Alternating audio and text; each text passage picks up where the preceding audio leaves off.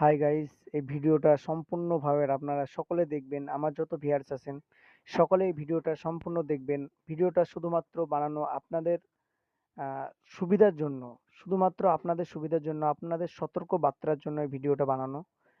অন্য কোনো উদ্দেশ্য নেই।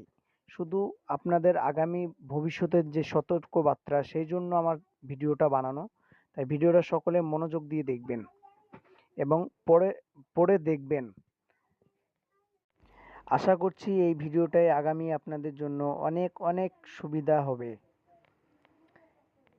আপনাদেরকে যে ভোটের স্লিপ দেওয়া হয়েছে আগামীকাল ভোট দেওয়ার জন্য, সেই স্লিপের ২ পিঠ, এপিঠ ওপিঠ ২ পিঠই জেরক্স করে রাখবেন। আগামী যে এনআরসি চালু হবে ওই এনআরসিতে এই ফর্মটি দেখার জন্য ওনারা আবেদন করবে।